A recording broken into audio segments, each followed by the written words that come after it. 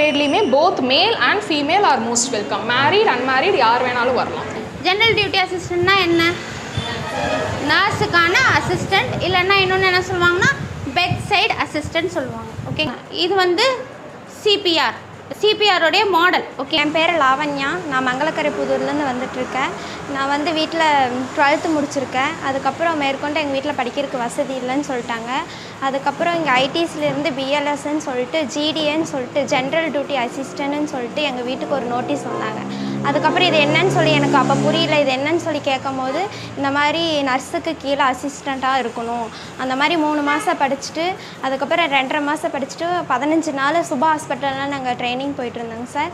அதுக்கப்புறம் எங்களுக்கு தமிழ் மட்டும்தான் வந்துட்டு இருந்துச்சு. இங்கிலீஷ் வந்து ஸ்போக்கன் இங்கிலீஷ் கிளாஸ் போகுது, கம்ப்யூட்டரும் போயிட்டுருக்குங்க சார். அதுக்கப்புறம் நாங்கள் வந்து இது ரொம்ப நம்பிக்கை இல்லாமல் இருந்தோங்க சார். இப்போ வேலை வாங்கி கொடுக்குறாங்க சார். கிடச்சிருச்சுங்க சார். என் பேர் தீபிகாங்க சார். நான் இபி காலனிலேருந்து வரேங்க சார். எனக்கு வந்து சின்னதுலேருந்தே நர்சிங் படிக்கணும்னு ரொம்ப ஆசை. அம்மா வந்து படிக்க முடியாத சுச்சுவேஷனில் இருக்கிறதுனால வேண்டாம், நிறையா ஹாஸ்பிட்டல்ஸ் போனால் எடுக்க மாட்டாங்கன்னு சொல்லிட்டாங்க. படிக்கிறதுக்கு ட்ரை பண்ணோம், ஆனால் படிக்க முடியல. 12th முடிச்சுட்டு படிக்க முடியல. அப்படி எனக்கு என்ன பண்ணுறதுனே தெரியாமல் நான் படித்தா நர்சிங் தான் படிப்பேன், இதுக்கு மேலே படிக்கவே மாட்டேன் அப்படின்னு சொல்லி பிடிவாதமாக இருந்த ஒரு சுச்சுவேஷனில் எங்களோட மப்ளைசர்லாம் வந்தாங்க, ஃபாத்திமா மேமெல்லாம் வந்தாங்க. எல்லாருமே வந்து இந்த மாதிரி கேட்டாங்க, உங்களுக்கு நர்சிங் படிக்கிறதுக்கு இன்ட்ரெஸ்ட் இருக்கான்னு கேட்டாங்க சார். அதுக்கப்புறமா கூட்டிகிட்டு வந்து நம்பிக்கையே இல்லாமல் தான் வந்து என்னால் முடியுமா அப்படின்னு சொல்லி நம்பிக்கையே இல்லாமல் தான் வந்து படித்தோம். 2.5 மாதம் கோர்ஸு, 2.5 மாதம் படித்து முடிச்சுட்டு 15 நாள் வந்து ஆன் ஜாப் ஹாஸ்பிட்டல் சுபா ஹாஸ்பிட்டலுக்கு வந்து நாங்கள் ட்ரைனிங் போனோங்க சார். என்னென்ன டிபார்ட்மெண்ட் இருக்கும், ரிசர்ஷன், ஓடி எல்லா டிபார்ட்மெண்ட்டும் பழகிட்டோம். ஐவி போடுறதுக்கு, வென்பிளான் போடுறதுக்கு எல்லாமே சொல்லி கொடுத்தாங்க. இன்ஜெக்ஷன் லோட் பண்ணுறதுலேருந்து எல்லாமே சொல்லி கொடுத்துட்டாங்க. லேபர் வார்டுக்கு போனால் அங்கே என்ன அரேஞ்ச்மெண்ட்ஸ் பண்ணணும், எப்படி பேஷண்ட்டை கொண்டு வந்து வைக்கணும், அதெல்லாம் சொல்லி கொடுத்தாங்க சார். எல்லாமே சொல்லி கொடுத்துட்டாங்க. என் பேர் பவதாரணி. நான் குருமனூர்லேருந்து வரேன். என் பேர் செலினா, மேட்டுப்பாளையத்துலேருந்து வரேன். தனலட்சுமி, நான் மேட்டுப்பாளையத்துலேருந்து வரேன். என் பேர் தமிழரசி, நான் முல்லை நகர்லேருந்து. என் பேர் கங்கா, நான் மேட்டுப்பாளையத்துலேருந்து வரேன். என் பேர் ஷீலா, நாங்கள் மேட்டுப்பாளையத்துலேருந்து வரோம். ஜீவிதா, நான் சின்னத்தொட்டிப்பாளையத்துலேருந்து வரேன். ராஷிகா, நான் டீச்சிபுரத்துலேருந்து வரேன். என் பேர் ஹரிதா, நான் துடியலூர்லேருந்து வரேன். என் பேர் சுகன்யா, நான் தேவனாபுரத்துலேருந்து வரேன். என் பேர் திவ்யா, நான் காரமடையிலேருந்து வரேன். என் பேர் கனிமொழி, நான் முல்லை நகர்லேருந்து வரேன். மகேஸ்வரி, சிறுமுகையிலேருந்து வரேன். காஞ்சனா, சிறுமுகையிலேருந்து வரேன். என் பேர் சத்யஸ்ரீ, சிறுமுகையிலேருந்து வரேன்.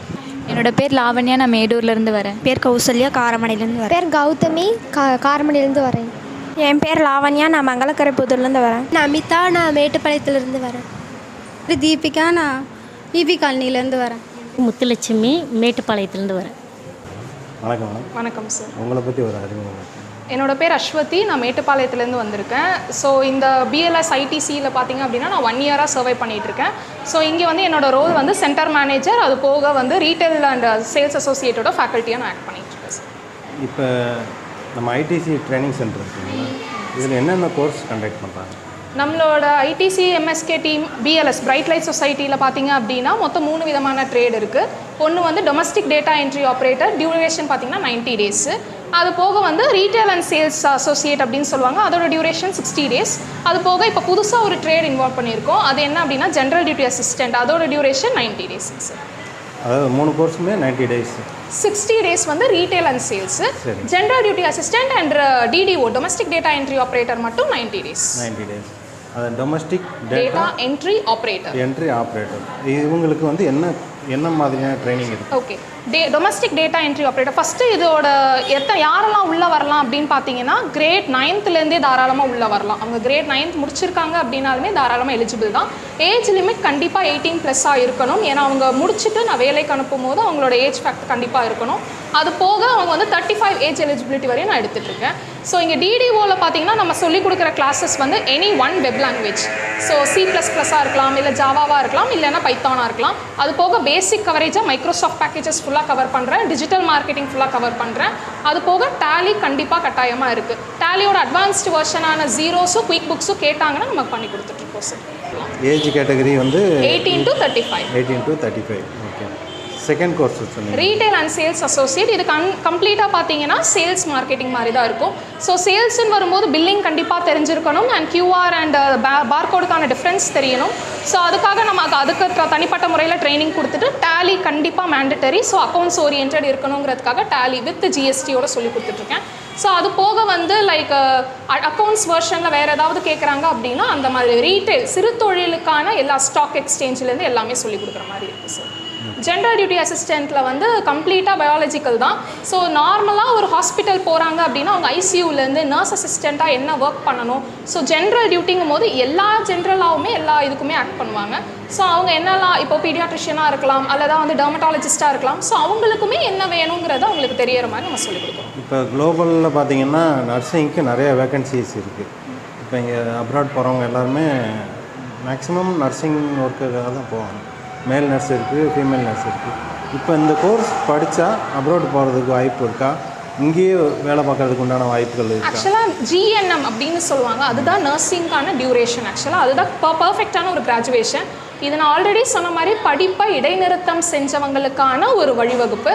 ஸோ இது மூலியமாக அவங்க அப்ராட் போகணும் அப்படின்னா GDA முடிச்சுட்டு மேற்கொண்டு அவங்க படிச்சுக்கிட்டே இருக்கணும். படித்து முடித்தா மட்டும்தான் அதை நம்ம பார்க்குற மாதிரி இருக்கும். இப்போ வந்து நீங்கள் கான்சென்ட்ரேட் பண்ணுறது எல்லாமே இடைநிறுத்தம் செஞ்சவங்க படிச்சுட்டு வேலை இல்லாமல் இருக்கிறவங்களுக்கு. ஸோ பிளேஸ்மெண்ட் நம்ம பண்ணி கொடுத்துட்டு. மினிமம் குவாலிஃபிகேஷன் என்ன? GDAக்கு கண்டிப்பாக 10th குவாலிஃபைட் கண்டிப்பாக இருக்கணும். 10th இடைநிறுத்தம் செஞ்சவங்களாம் அக்செப்ட் பண்ண மாட்டேன். கண்டிப்பாக 10th முடிச்சிருக்கணும். மீதி இருக்கக்கூடிய 2 கோர்ஸான வந்து ரீட்டைல் அண்ட் சேல்ஸுக்கும் DDOக்கும் தாராளமாக 8th கம்ப்ளீட் பண்ணியிருந்தால் போதும். இப்போ இங்கே நமக்கு ட்ரைனிங் கொடுக்குறாங்கல்ல, அவங்களாம் எப்படி அதில் எக்ஸ்பர்ட்டாக இருக்காங்க அதை பற்றி? ஸோ நம்மளுக்கு பார்த்தீங்க அப்படின்னா மொத்தம் 7 விதமான ஸ்டாஃப்ஸ் இருப்பாங்க. ஸோ 4 ட்ரெயினர்ஸ் 3 மொபிலைசர்ஸ்ன்னு சொல்லுவோம் நம்ம. கண்டிப்பாக வந்து அந்த ட்ரேட் ஃபேக்கல்ட்டி அதில் கண்டிப்பாக expert minimum experience of 5 years இருந்தால் மட்டும்தான் நம்ம எடுக்கிற மாதிரி இருக்கும். எக்யூப்மெண்ட்ஸ்லாம் எப்படி இருக்கும்? ட்ரைனிங் கொடுக்குற எக்யூப்மெண்ட்ஸ் இதெல்லாம் வந்து எக்யூப்மெண்ட்ஸ் எல்லாமே வந்து நம்ம டீம் என்னோட HO இருக்காங்க. ஸோ ப்ராஜெக்ட் கோஆர்டினேட்டர் அவர் இருக்கார். ஸோ மிஸ்டர் ராம்குமார் அவர் தான் வந்து எங்களுக்கு ஃபுல்லாகவே கைட் பண்ணி இது எது தேவை இது எது தேவையில்லைன்னு சொல்லி எங்களுக்கு அங்கேருந்து அனுப்புகிறாங்க. அதாவது இங்கே படிக்கிறப்ப நீங்கள் ட்ரைனிங் வெளியில் அனுப்பிச்சு ஆன் ஜாப் ட்ரைனிங் கண்டிப்பாக இருக்குது. கண்டிப்பாக இருக்குது. அது எவ்வளோ நாள் வரும்? 15 days சார். ஸோ இங்கே படிக்கிற எல்லாருமே பார்த்தீங்கன்னா 90 days அப்படின்னா 70 days தான் படிப்பாங்க. மீதி இருக்கிற 15 to 20 days அவங்க ஆன் ஜாப் ட்ரைனிங் போவாங்க. அங்கே ஹாஸ்பிட்டல் சைட் இவங்க பர்ஃபெக்டாக ட்ரைனிங் முடிச்சிட்டாங்கன்னு சொல்லி சர்டிஃபிகேட்டும் ப்ரொவைட் பண்ணதுக்கு அப்புறமேட்டு தான் நான் இங்கேருந்து நேஷனல் ஸ்கில் டெவலப்மெண்ட் கார்பரேஷன் அப்படின்னு ஒரு சர்டிஃபிகேட் ப்ரொவைட் பண்ணுவேன். இங்கே படிக்கிறதுக்கு ஏதாவது ஃபீஸ் இருக்குங்களா? என்ன மாதிரி ஃபீஸ்? இது ஆக்சுவலாக ஃபீஸ்ன்னு நம்ம சொல்ல மாட்டோம். NGO பொறுத்தவரை கான்ட்ரிபியூஷன் மட்டும்தான். ஸோ இங்கே பார்த்தீங்க அப்படின்னா ஃபீஸ் ஸ்ட்ரக்சர் எதுவும் கிடையாது. நம்மளே அவங்களுக்கு ஃப்ரீ ஆஃப் கோர்ஸில் வந்து நம்ம வந்து யூனிஃபார்ம்ஸ், இண்டஸ்ட்ரியல் விசிட் இது எல்லாமே ப்ரொவைட் பண்ணுறோம். ஒரு ஸ்டூடெண்ட்டுக்கு தோராயமாக 12,000 வரையும் நம்ம செலவு பண்ணுறதுனால இங்கே வந்து படித்து பிரயோஜனமாக ஆகிறாங்கல்ல. ஸோ இவங்கள மாதிரி நிறைய பேர் படிக்காமல் கூட இருப்பாங்க. ஒரு நார்மலாக ஃபுட் ஷெல்டர் கூட இல்லாமல் இருக்கிறவங்களுக்கு ஒரு கான்ட்ரிபியூஷன் மாதிரி 500 மட்டும் வாங்குகிறோம். If possible they can provide. அவ்வளோதான். ஓகே. நம்ம ட்ரைனிங் சென்டர் எந்தெந்த இடத்துல இருக்குது, எந்தெந்த ஏரியாவுக்கு கவர் பண்ணுறீங்க? மொத்தம் 4 விதமான ஏரியாஸ் இருக்குது. ஸோ கோயம்புத்தூர் ரீஜனை பொறுத்தவரையும் காரமடை மட்டும்தான். அண்ட் ஹொசூர், விராலிமலை, திருவொற்றியூர், சென்னை இங்கே பண்ணிகிட்டு இருக்கோம் சார். காரமடையில் எந்தெந்த ஏரியாவில் நம்ம? காரமடையோட மெயின் பிரான்ச் பார்த்தீங்க அப்படின்னா மருதூர் பெருமாள் கோயில் பிரிவு. சப் பிரான்ச் பார்த்தீங்கன்னா ஹை ஸ்கூலில் இருக்கிற டீச்சர்ஸ் காலனி ஸ்கோடா கார் ஷோரூமுக்கு மேலே 2 இடத்துல இருக்குது. 2 இடம் பண்ணிட்டு இருக்கோம் காரமடையில். இந்த ஏரியாவுக்கு சூஸ் பண்ணுறதுக்கான காரணம் என்ன? ஃபஸ்ட்டு மெயின் முதல் விஷயம். இன்னொன்று ITC கேட்ச்மெண்ட் ஏரியான்னு சொல்லுவாங்க. ஸோ அதுக்கு பக்கத்தில் இருக்கணும். அண்ட் மோர் ஓவர் இங்கே கிரவுண்ட் ரியாலிட்டி பார்த்தீங்கன்னா இங்கே அதிகமாக ஃபீமேல்ஸும் சரி மேல்ஸும் சரி டே டு டே அவங்களோட வேஜஸ் பார்த்தீங்கன்னா டெய்லி கூலிக்கு போகிறாங்க. ஸோ அப்படி படிச்சுட்டு படிப்பை பாதையில் இடைநிறுத்தம் செஞ்சுட்டு அப்படி போகணும்னு அவசியம் கிடையாது. ட்ராப் அவுட் அதிகமாக இருக்கனால இங்கே எடுத்துருக்கீங்க. ட்ராப் அவுட்டும் அதிகமாக இருக்காங்க, படிச்சுட்டு வேலை இல்லாமையும் இருக்காங்க அதிகமாக. அதனால எடுத்துருக்கேன். நம்மளோட உங்களுக்கு தொடர்பு கொள்ளணும்னா எப்படி தொடர்பு கொள்வது? நேரடியாக ஆஃபீஸ்க்கு வரணுமா இல்லை ஃபோன் பண்ணி கேட்டு வரலாம்? தாராளமாக ஆஃபீஸுக்கும் வரலாம். நம்ம ஆஃபீஸ் அட்ரஸ் நான் ஏற்கனவே சொல்லியிருக்கேன். அது போக வந்து இன்கேஸ் வாட்ஸ்அப்பில் கால் பண்ணுற மாதிரி இருக்காங்க இல்லை வாட்ஸ்அப் மெசேஜ் பண்ணோம் அப்படின்னா காண்டாக்ட் பண்ண வேண்டிய காண்டாக்ட் நம்பர் 6369195001. கொஞ்சம் மெதுவாக சொல்லுங்கள். 6369195001. தேங்க்யூ. Thank you sir.